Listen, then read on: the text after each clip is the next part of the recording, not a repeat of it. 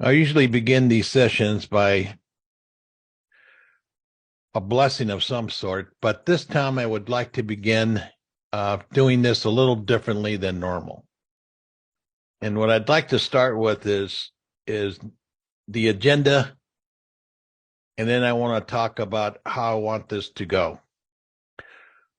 So I'm going to want to welcome each and every one of you, and we're going to talk about the ongoing relationship and discussions that we are having with Spirit. I have an update for you that I recently got from the Spirit Group, so I can share with you what they've said and what we are going to do.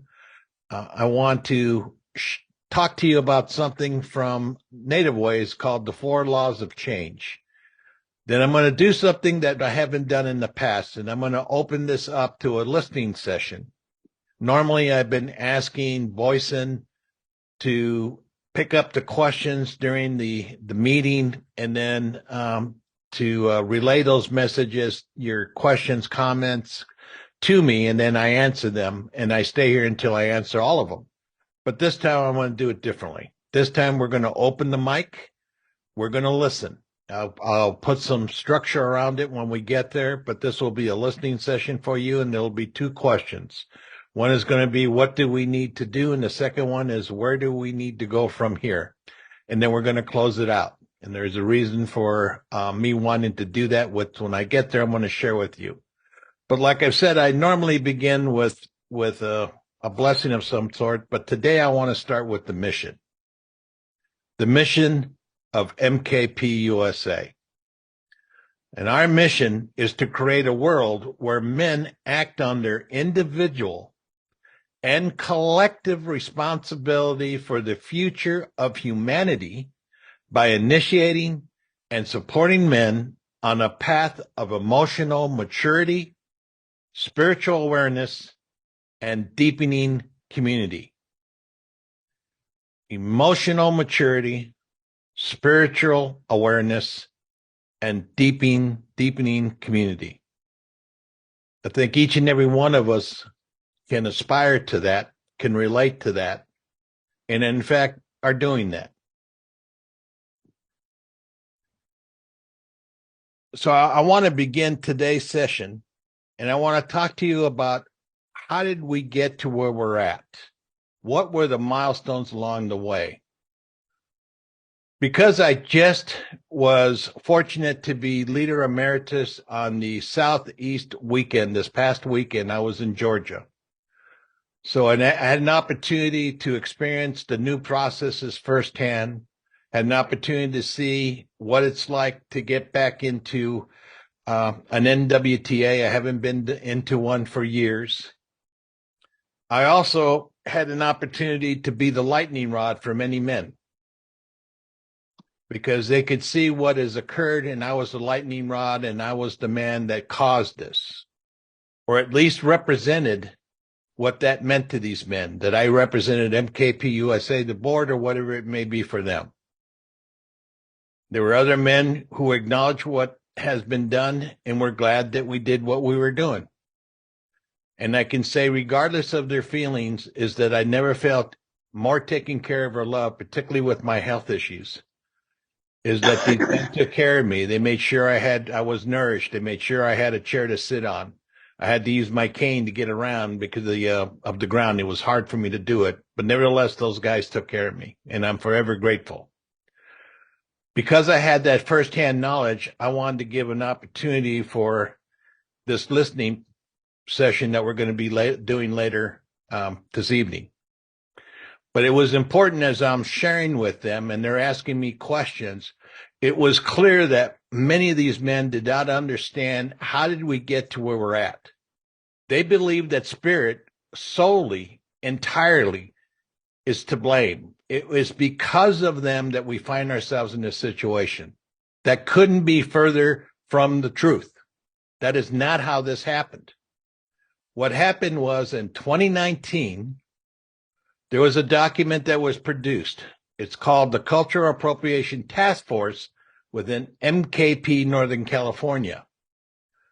It was authored by a certified leader, an indigenous man, LITs, and co-leaders. and there were some other men involved. They went through each of the processes, all of them, and they provided a very thoughtful update in those things that they thought was cultural misappropriation. They identified things that needed to be, or suggested that things needed to be changed in the Axis Mundi, the ashes ceremony, the context presentation, the wild man, animal names, talisman, the talisman ceremony, the morning circle, the gift, the PNRC, the use of a hoe, smudging, tobacco, and the medicine wheel. They touched nearly everything on the weekend and made slight tweaks or very major suggestions, as which they could. This document was forwarded on, and it was met with resistance. With that resistance came committees, and committees were formed for 18 months. And these committees, these things were being addressed. What should we change? What should we not change? It was then that I was asked if I would attend one, because I had led my last weekend in 2010, 20 years to the day I stopped leading. Did my weekend in 90 and I stopped in 2010. After going through some major health issues, I was then able to, I was out of those issues and I could actually communicate and walk and talk. And I was asked if I would sit in some of these sessions, because what was my thought around the PNRC, which, by the way, I supported. So I was part of these conference calls asking about what should change. There are other things that I believe that should change. And I voiced my opinion. Then, as we moved along, I was invited to become a board member, which I took on that role. There was a video that was produced in 21 in February and then re-released in May. It was a video that was presented to the national leader body, North America leader body.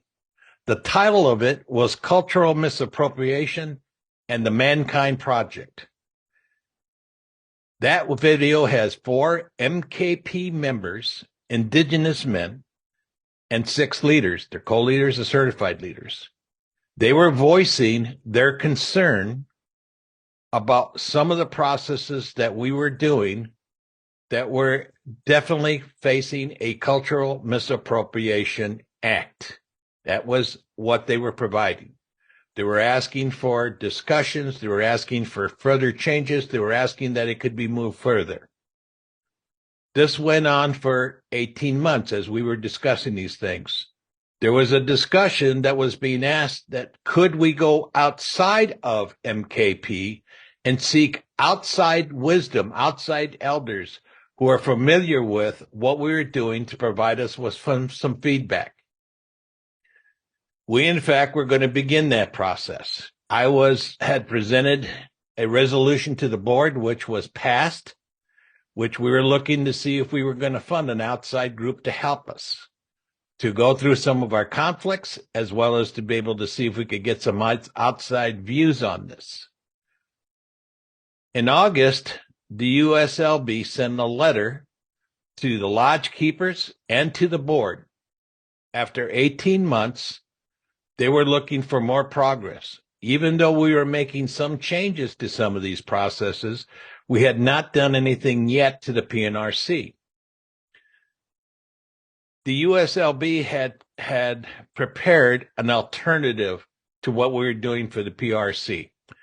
They wanted to be able to use it and be able to launch it in 2 weeks after giving the letter to us, because they wanted to see if it would work, and they wanted to have the option to use it for the next 27 NWTAs that were scheduled for the year.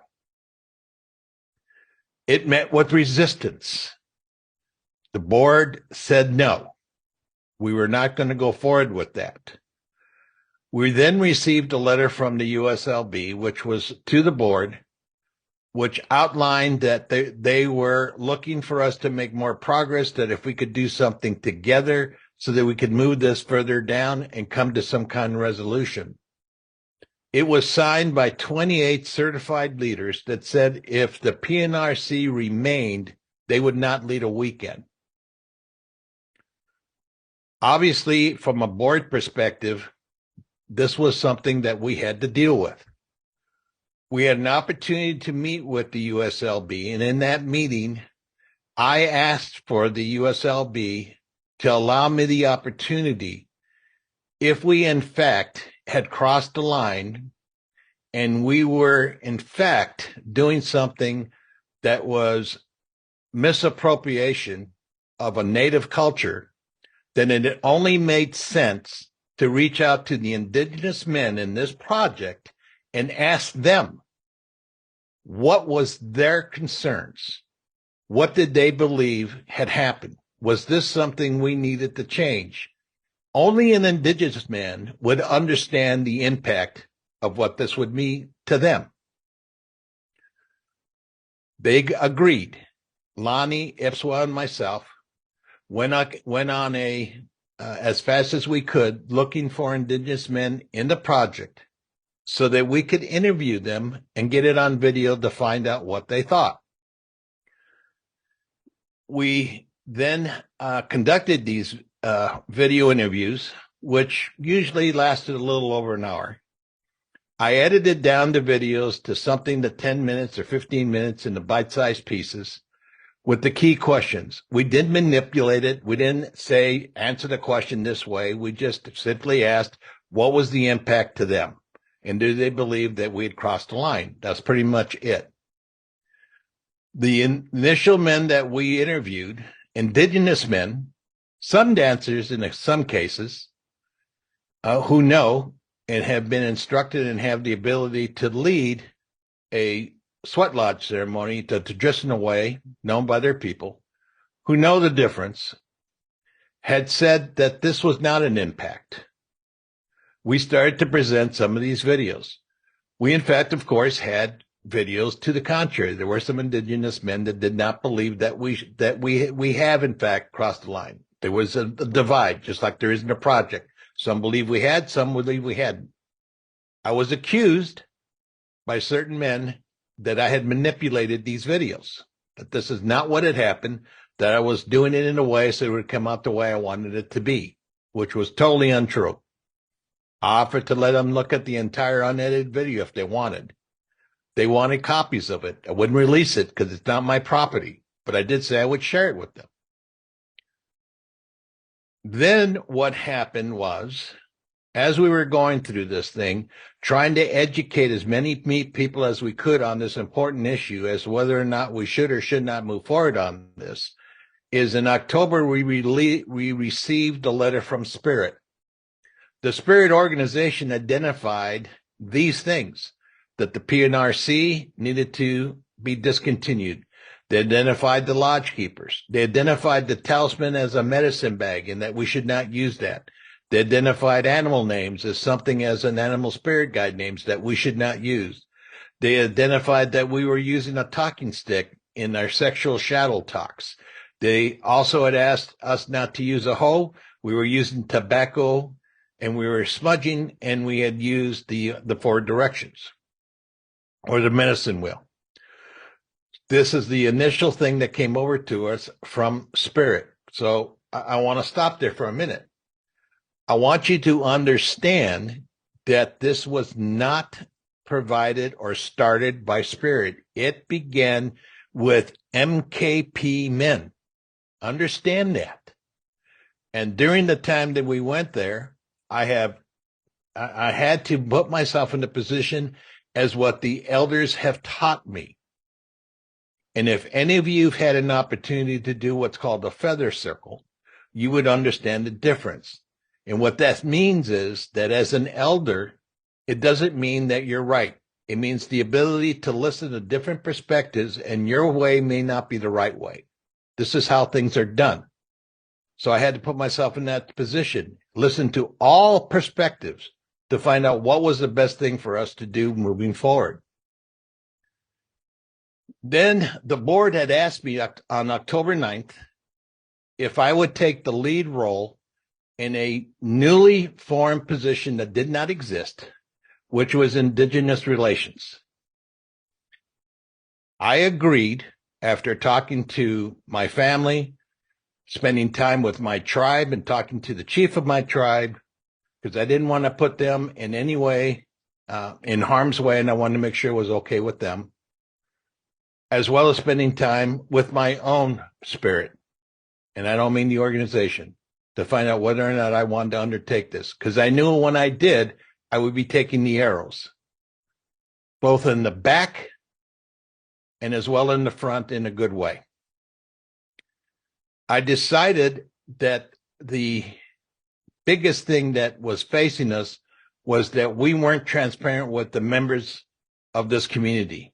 We were not communicating as quickly and as transparently as we should, in my judgment.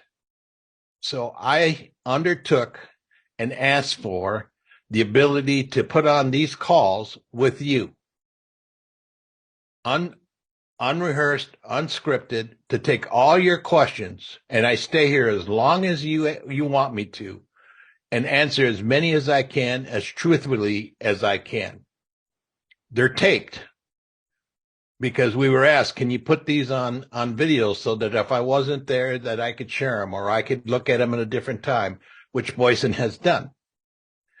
I think we're at, if I know, look at the number last time, it was something with 1,000 attendees for these last meetings we've done.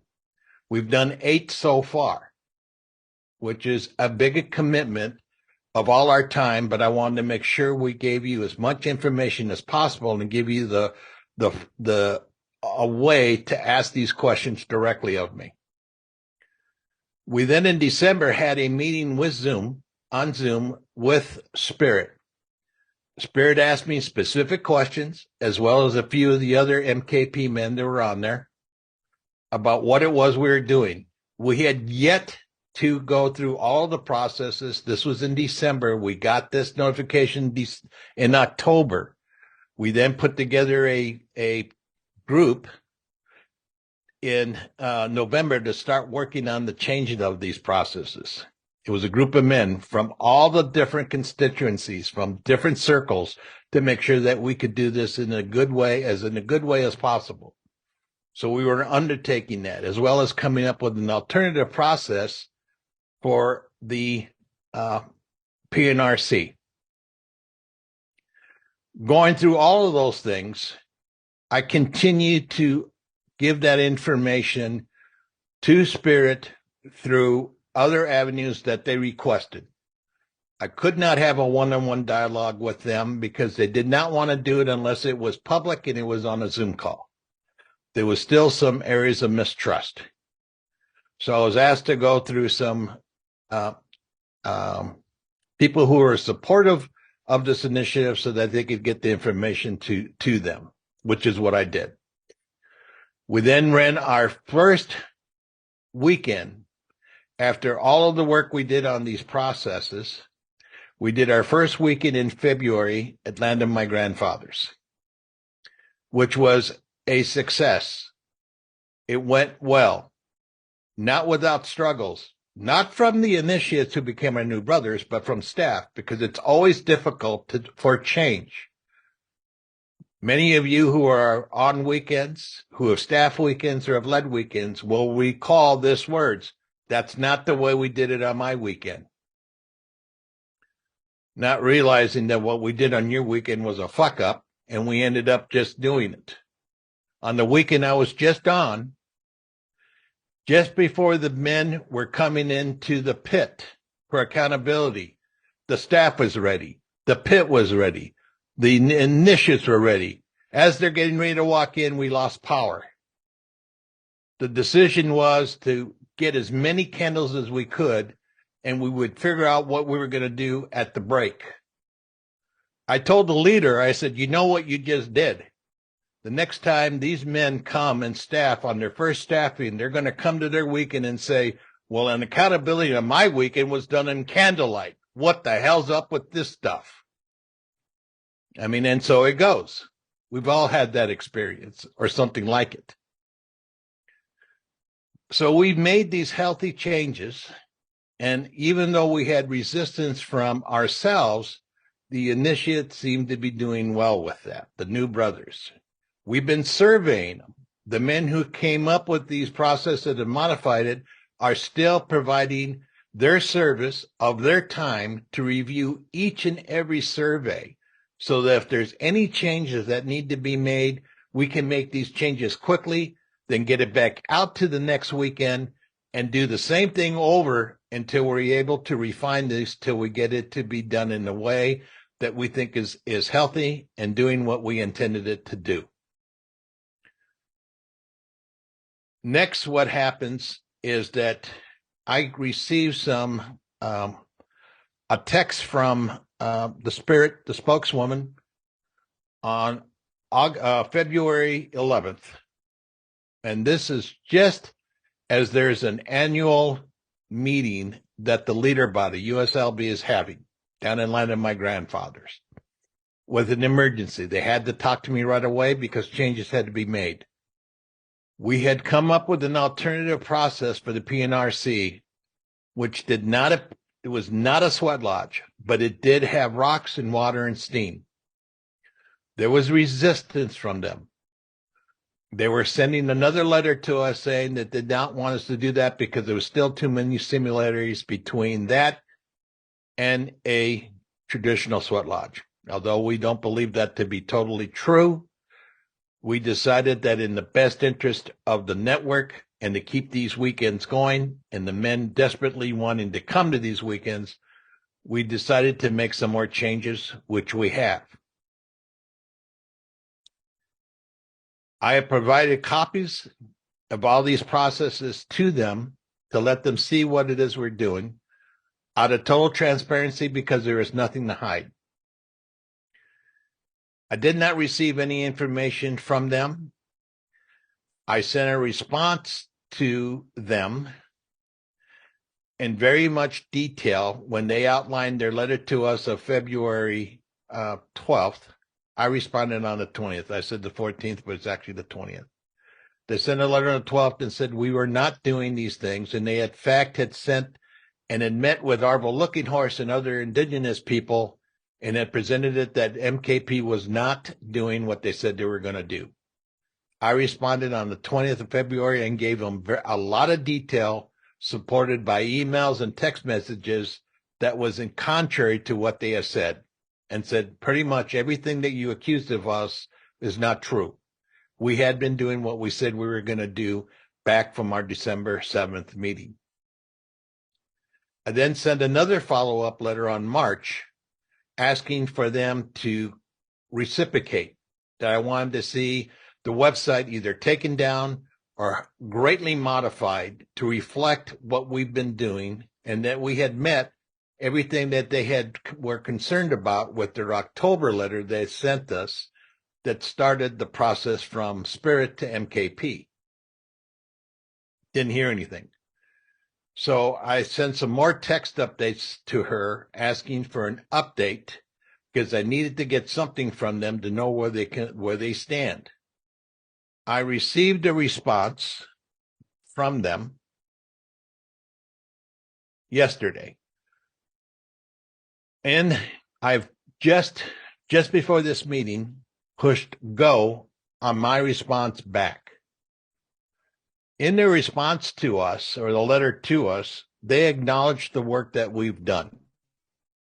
They acknowledged that we have complied to what they outlined for us in October. They do have some new things they would like for us to do, some things that I don't believe is reasonable. The bottom line of my response is this, is that we have met what they've asked. They want to have a meeting with MKP USA. They want to have a meeting with all of the various regions internationally, and they want to have other people attend a call with them in May. I have said in response that we will not meet with them until some things are done. And there are 4 things I want them to do. 1, I want them to acknowledge that the accusations they made to us in February 12th are false. I want them to provide evidence that they have informed Arvo Lookinghorse and other indigenous people that were there of these accusations that were made of us, and to show us some kind of proof that they actually have done that.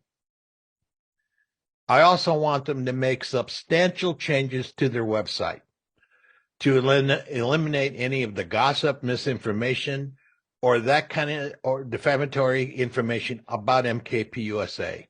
We are the only thing on that website, and I want that changed. And they have offered to provide education, but I've seen nothing in the way of what that means. So if they have something in mind, I would like to see an outline of an education plan so that we can move forward.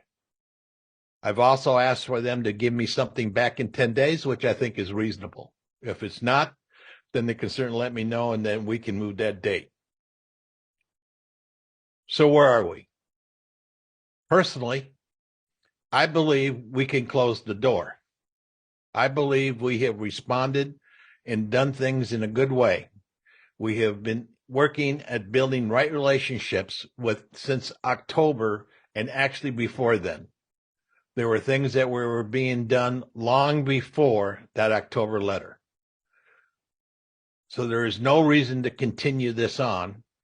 And in some of the allegations that are being in now and some of the demands that are being asked of me, I can't possibly do, nor am I going to try to do.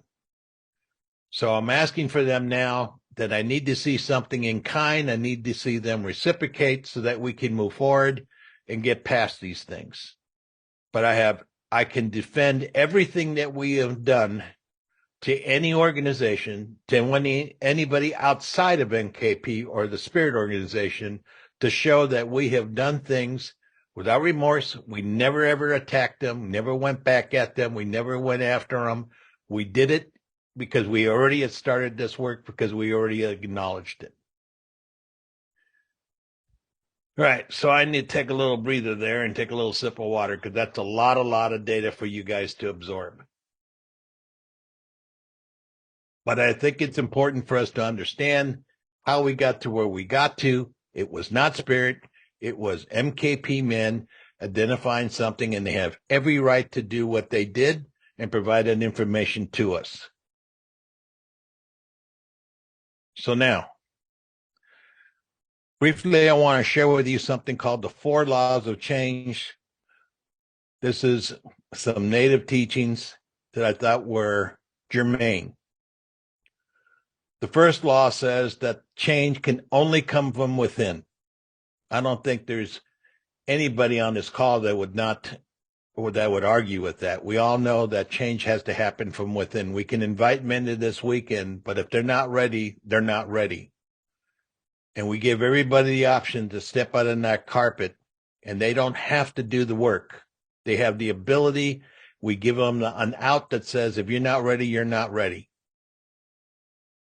You cannot change unless that change happens from within. It can't happen from the outside. 2, if you are going to make a change, there must be something that's preceded with a vision. If there's no vision, there's no development. For us, what we do on these weekends is we have a mission. And that's why I wanted to start with ours.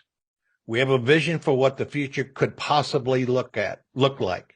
We have a purpose, and we all know that we have something that's never discussed in the outside world, and that's the shadow mission. The 3rd law says that a great learning must take place. Doing our own work, there's a great learning that takes place.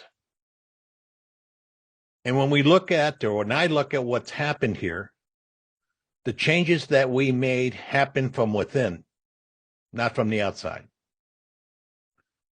We had to have a vision for what these would look like.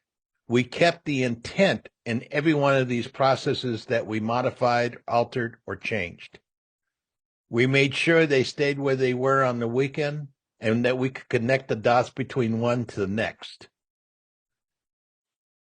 The 3rd is we said a great learning had to take place. We learned that within a very short period of time, we could come together, even though we had in our hearts, we were not wanting to do what we did. In our hearts, some of us wanted to do what we did. despite that, we were able to come together and get things done and get things done quickly. And when I just sit back and think about all the processes that got changed, all the discussions, all the approvals, everything that had to get through and edited, the stuff we had to look at, the documents that had to get in the hands of the men that were going to be using it, getting the surveys out, getting the surveys back, starting to review their surveys. And the time that happened from November to today is astounding to me. We can get things done as quickly as we need to get them done. And the fourth says that you must create in a healing forest. And that's where we find ourselves right now. The elders say that if you have 100-acre forest with the disease of sickness, it is a sick forest. We have a sick forest. I saw that as I was sitting on this weekend in Georgia. I see it as I read the emails that I get from men, both supportive and those for asking why. We still have that forest that we need to heal. I can sense it, I hear it, I see it.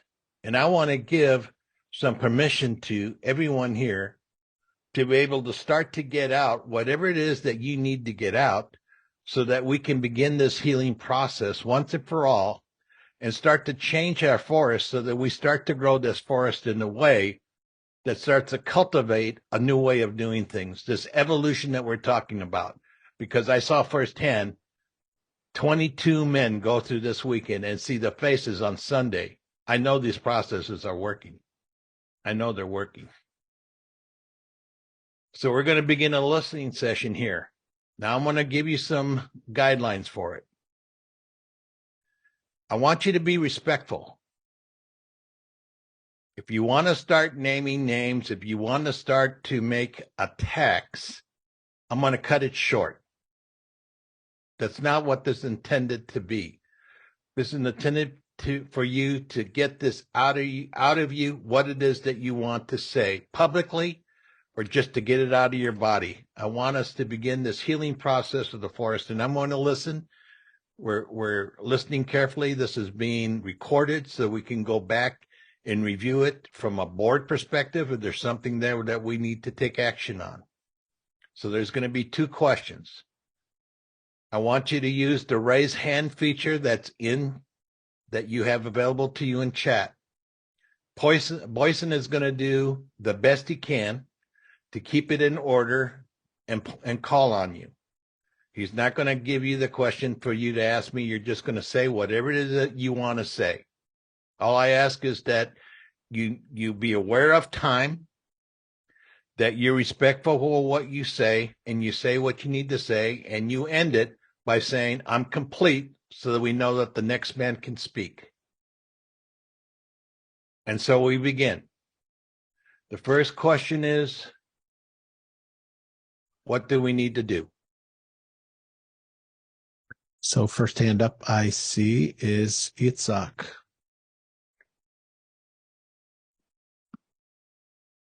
Thank you, Boyson. I'm going to lower my hand so I'm not distracted. Thanks.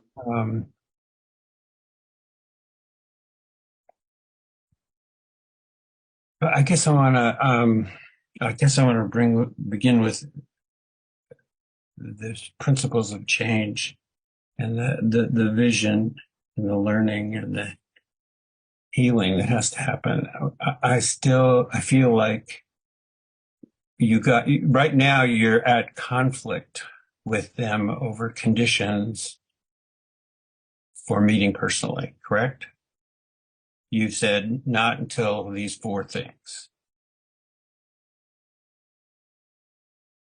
All right, so let me just restate, Jerry. I'm giving you the opportunity to speak. This is not a Q&A. Okay. So I'm just letting you go. What do we need to do? Yeah, I'll say this differently. There's an opportunity to connect directly now that you could have, and it would change the entire game, because where there's conflict over anything, there's the opportunity for that conflict to break down and things to accelerate and get worse. I have 35 years as a lawyer and a mediator. So fires get worse or they get put out. There's an opportunity to put out by sitting down without conditions here, as I see it. That's all I want to say is put that out there. Thank you, Yitzhak. Next, I have Greg Williams. Greg. Yeah, and I'm of a similar statement. I believe that we need to make the spirit.org folks and others our allies and stop viewing them as the enemy. That's all I've got. Thank you. And next, I see Jeff Tate.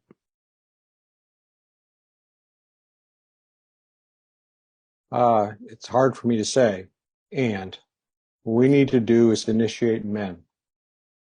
We need to turn the wheel as many times as we need to. This work is too important for us not to initiate men. The protocols that we put together, the changes that we've made work. I've been on 2 weekends. I'm sitting in pit with 6 men who came through a weekend. This works the way it's laid out. We need to initiate men. I say this as a man who sat in my first sweat lodge in 1969.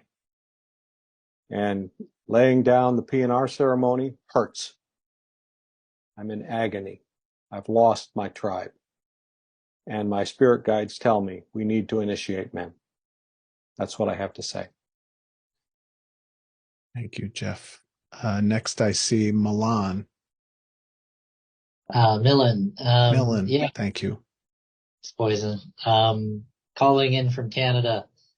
I really appreciate all the work that's been done, especially by you, Rich, and the communication effort has been Herculean. So really amazing to keep us all in the loop as the circle widens to include MKP International regions now.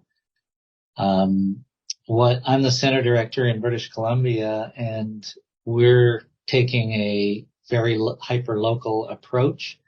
And so on our recent weekend 2 weeks ago, we had one of our rookies was actually blessed to pour by the Tla'amin elders, and we were on Tla'amin territory. And so we had 4 lodges on our weekend in the Tla'amin tradition with none of the Lakota elements in there. It was ceremony leaders from Tla'amin that guided those processes. And so we're big supporters of having relationships with the men with the leaders, the indigenous people on whose lands we are training men, and having permanent relationships with them and letting them decide what happens on their land and how it happens, and keeping those relationships separate from each other because each indigenous nation is so different.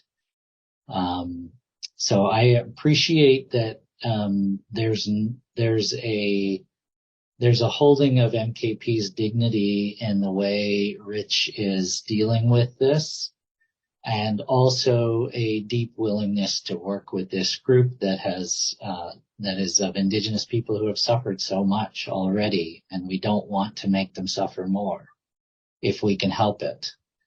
But we also have to keep our dignity through the process. So I think the line that you're walking is ideal, and I compliment you on it. And I just want you to know that we're doing things a little differently in Canada, and where we do not have relations with local people where we train, we will most likely be following the US's lead. So thank you for blazing that trail. I'm complete. Thank you, Millen.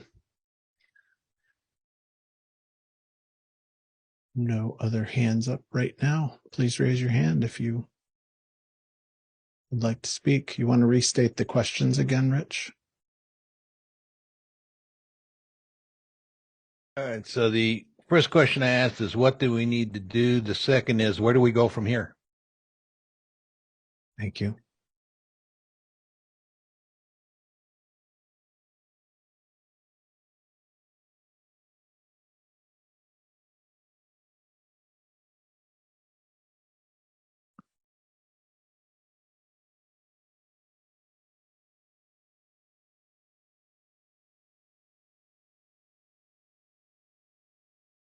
I see David.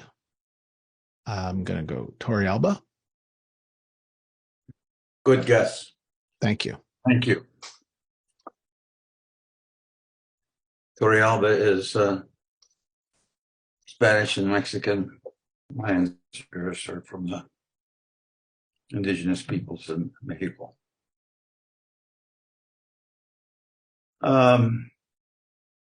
The NWTA and the PRC in particular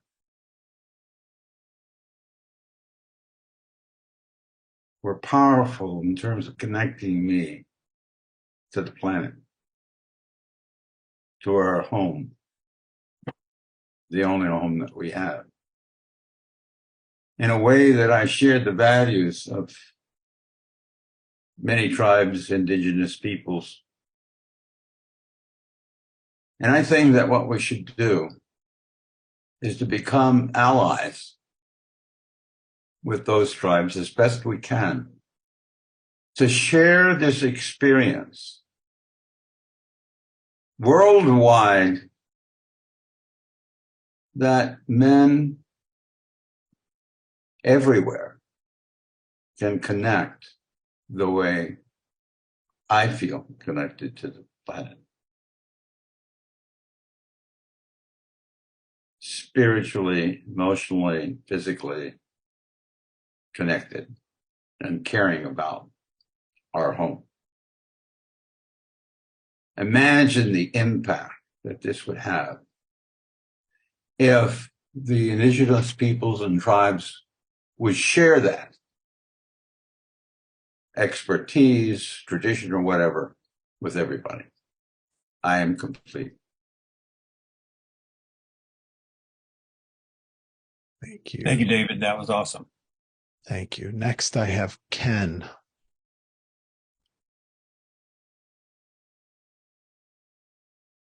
Yeah.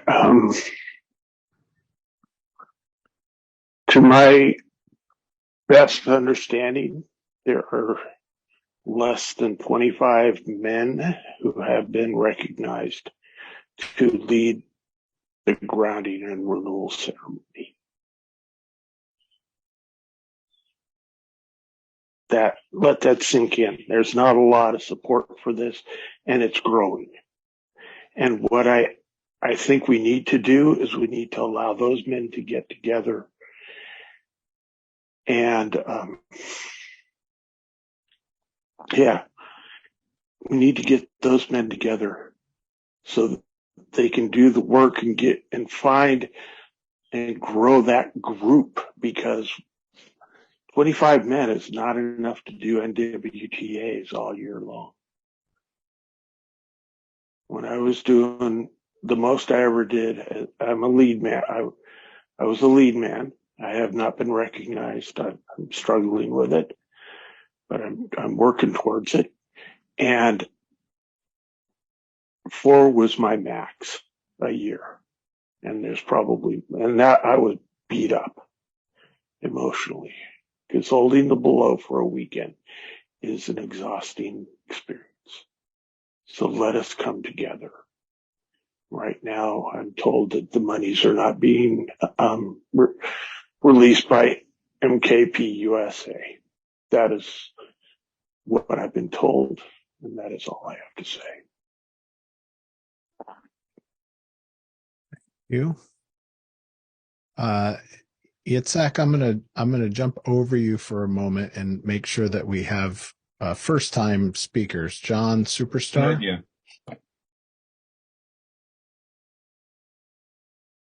Howdy, John Shields. So I believe I'm new. I'm fairly new to MKP, joined in 2019. So I'm fairly understanding what's going on here. And I haven't been able to track it the whole way through. And we asked what about going forward, and I don't know. I'm sure at some level this is the question being asked. And so MKP serves as a really spiritual function for a lot of us. And and that's what I want to make sure lasts into the and goes into the future here as we step away from the lodgekeeper structure. That's fair and fine. How do we maintain that depth, that access to the tools, the ability to walk that path, the notion that there is a sacredness among us, and I'm not staff trained yet, so I'm not sure. I've only staffed one pit, or correction, staffed one NWTA. So I haven't seen this new ceremony, and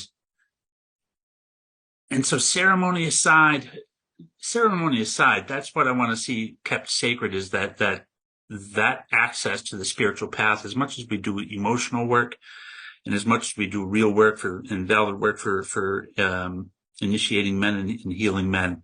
I want that kept sacred, because losing some of what we do, stepping away from the notion of the dang ashes in the pouch is fucking intense and powerful, and it is a very real attachment a lot of men have. And if we don't have that connection to the process and to the men around us, and that we go through, like that's a harm. And that no matter what rites and what actions and rituals we create to do this, that's what I would want for the future, that we keep that sacred. With that, I'm out. Thanks. Thank you.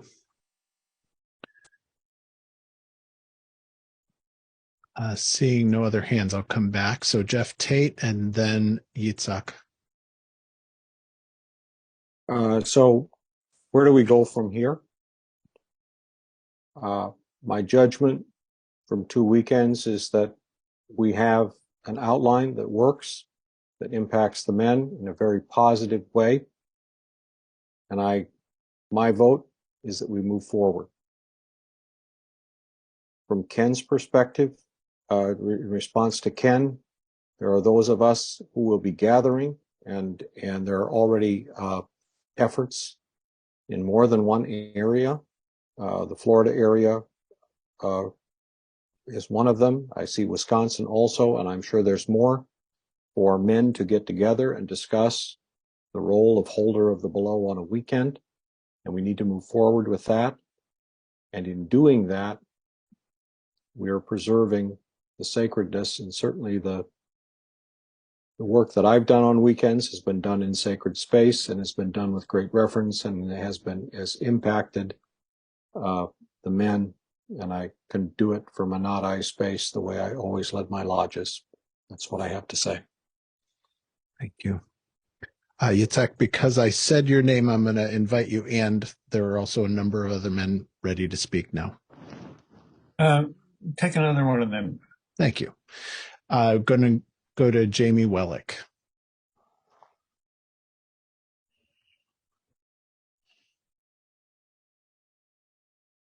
Jamie? Can you hear me on the phone? 612. Yes, I can hear you. Yes. Thank you, Boydston. Yeah. Where do we go from here? We respectfully acknowledge the great contributions that men have done in the lab that was outlined in the timeline.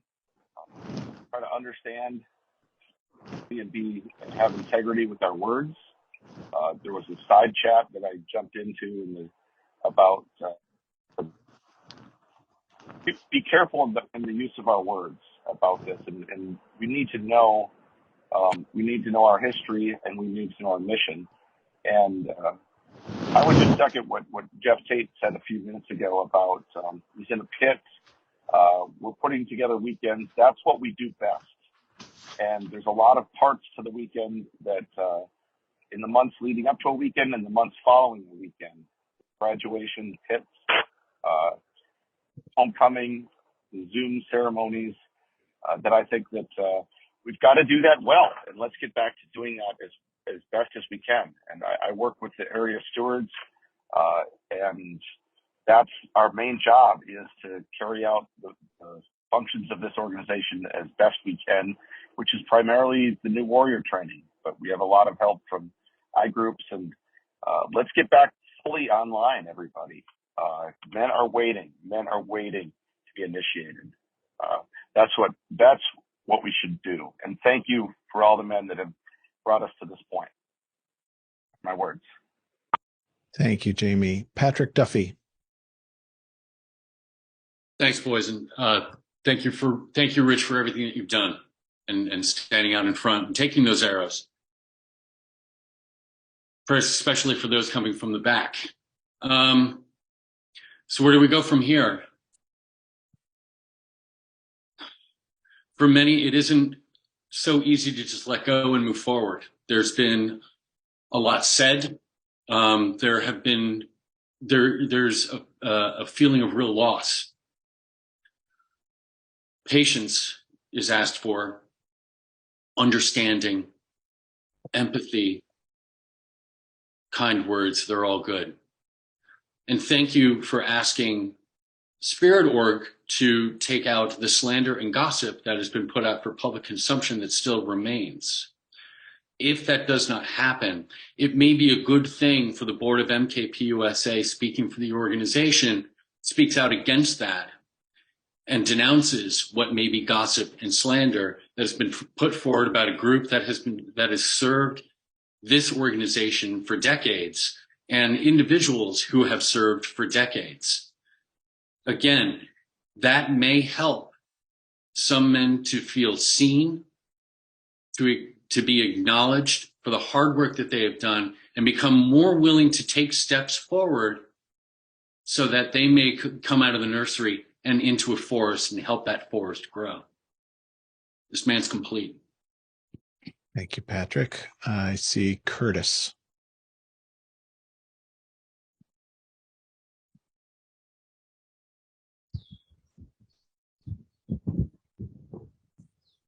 MKP's authorization to do the PNRC is a traditional authorization, and it is enough because it is a traditional authorization. It remains intact, despite the disrespect that MKP has shown the authorization. Moving forward, I would suggest to the board that they end the suspension of the PNRC. This is what I have to say for now. Thank you. Next, I see Trevor Stevenson. Hey, folks. Good to see you all. Rich, thanks for all you're doing. I put this in the comments in writing before realizing we're having more of a discussion, but you're asking for where to go from here. I think the core of this is kind of the misunderstanding that Indigenous peoples are, for the most part, now recognized as nations, and that it's up to the nation to make a decision as to what happens with their spiritual, intellectual, etc. property, right? This is a change that's happened over the last few decades and what I've been involved in. So, I mean, my comment earlier was there was endless effort to discuss this internally within MKP, when really what was needed was direct dialogue with at least the Lakota Nation. I think more broadly now it's the Sioux Nation that's starting to weigh in, which extends, to the Dakota, the Nakota, some of the related tribes, perhaps broader than that. I spent several years trying to get MKP into direct dialogue with the actual nations, the leaders, the collective spiritual and political leadership of those nations. And MKP wasn't making any headway towards doing that. So I am one of the men who brought the matter to traditional spiritual leaders of the Lakota lineage and said, hey, here's the situation. We've spent years trying to get MKP to reach out and establish direct dialogue with the Lakota Nation, and there's no indication they're doing it. My advice remains the same, brothers.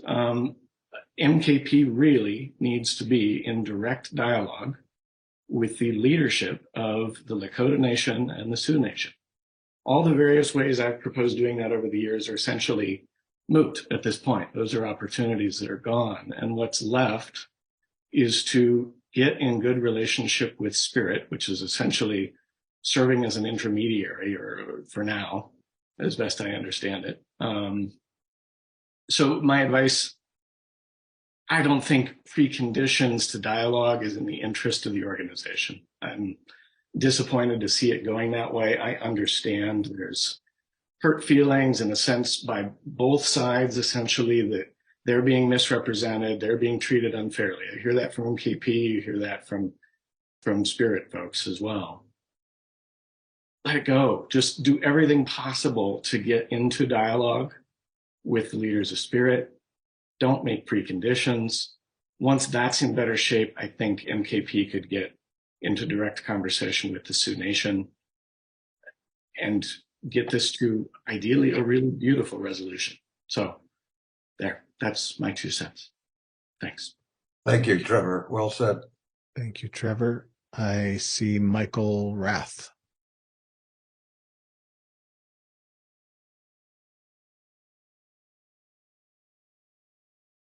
You're muted, Michael. So, former MCC chair, 15 years in service to the LKS. Been in service to a family on Lakota land since 2009. I mean, my fear is that everybody's run off and made decisions based on false premises. All right, they believe what they want to believe, and those with power made decisions based on that. And the impact, we're all bearing the brunt of it right now. Okay. The impact is that fully a third of the Axis Mundi has been cut at the root. All right. And from an organizational standpoint, another silo has gone down the pit. And we don't have technology to apologize to ourselves interpersonally or organizationally. We lack that technology. So where are we at? Are we just going to keep on going down the wrong fork in the road and see where it leads us? Or do we back up and figure out, how did we get here, as talking heads would say? How did I get here? There's a lot to be said. And you know what? And I'm complete with that. I know that there's fully, let's say 20% of all the staffing fees in MKP USA that have been insulted and may or may not ever show up again. So, Jamie, that struggle will continue. Somebody else is going to have to figure it out. It's going to evolve, but it didn't have to be this painful. That's what I have to say, and I'm clear with that. Thank you, Michael. I see Gregory Von Hifty.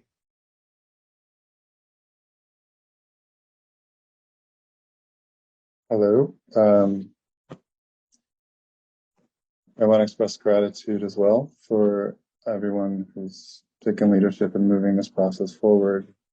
What I want to voice at this time about the process and what I'm seeing is that there's still a lot of hurt within the organization throughout MKP, and that it's not as simple as we've got new processes and we've gone through this process and now move forward and let's go back to this new way of doing business and initiating men and hit the ground running.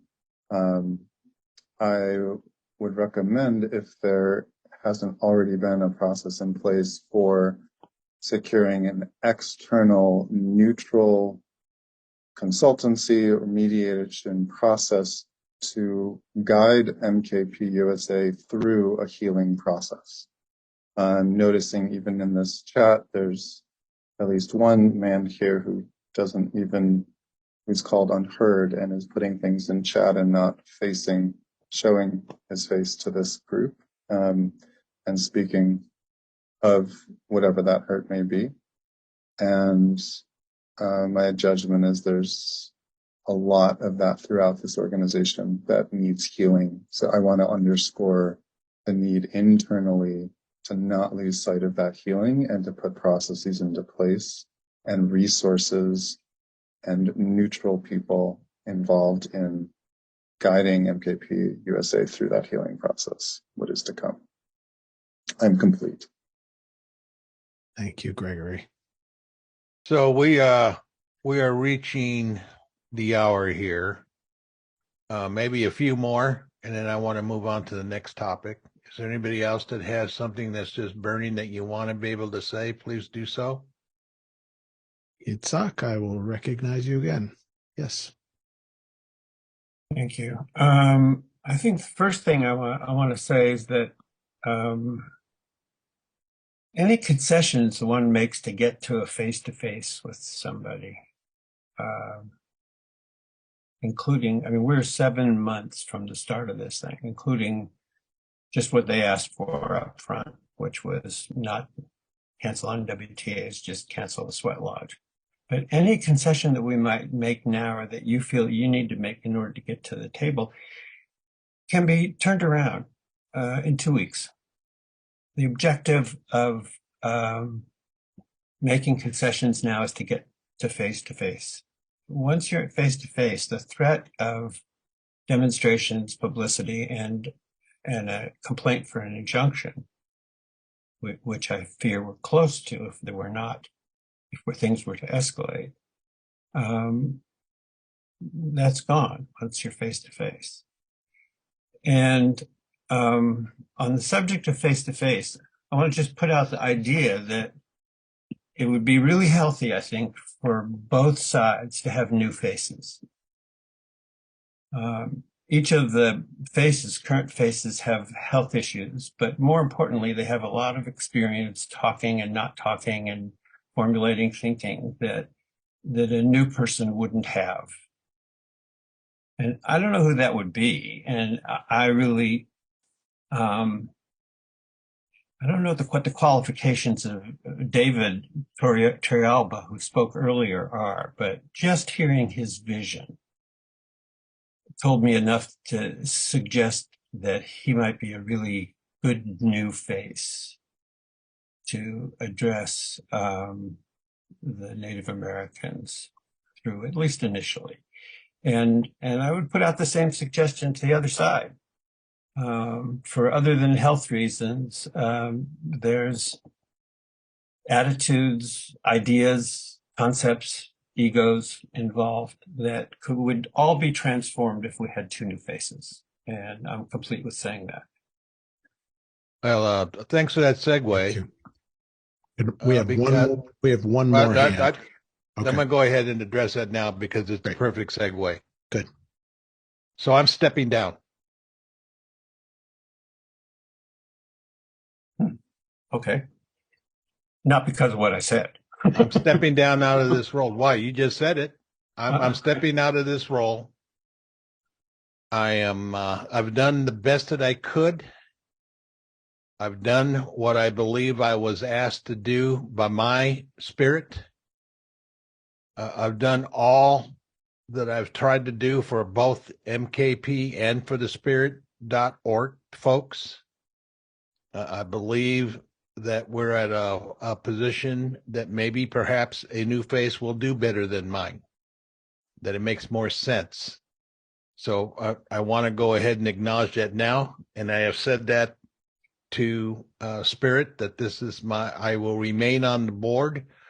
I've announced that to the lock lead that a replacement will have to be looked for. So if you or anyone else has got interest in it, please put your name forward and let Daryl know that you've got interest in it and that you would like to participate. I'm sure that he would love to get information from the project. And I see your hand up, Martin, so I'm going to give you that opportunity. But I just wanted to go ahead, since that was a good segue for me to be able to announce that I am going to be stepping down. So go ahead, Martin. Thank you. Thanks, Rich. And to say thank you for all the months and months and months and hours and hours and hours that you've put in. Doesn't even begin to express appreciation you're owed and that I feel from my heart to yours. I think MKP and Spirit have been stuck in a very combative process and continue to be stuck in that combative process rather than What's far more difficult would be a collaborative process. And over the course of the last few calls, it seems that we've had the opportunity to see all the things that MKP has done. And there are a significant amount of things that it has done, and there have been quite incredible things that have been done, some very painful and some rather easy. I think a more important question at this point is, what haven't we done, we being MKP? What haven't we done yet that we might do that might move this process forward? As a teacher of mine used to say, you get to be right and you get to be alone. And we're kind of alone in this process, it feels. Thank you very much. I'm in. All right, so I'm gonna turn this back or turn it over to Lonnie, who asked to say a few words. Thank you, Rich. Daryl asked me if I would address this body on his behalf. He's on an NWTA. He was hoping he might be able to log in and join us for this call, and obviously he's not been able to do that. So I'm going to turn off my video. It says my connection's unstable. I want to make sure you're able to hear this. Daryl and I spoke this morning, and it is our honor and our pleasure to say thank you, Rich, from the depth of our hearts on behalf of our entire brotherhood, for all the work you've done, for everything, the steadfast, stalwart, wisdom, courage, strength. You've been here 33 years, brother, since you initiated.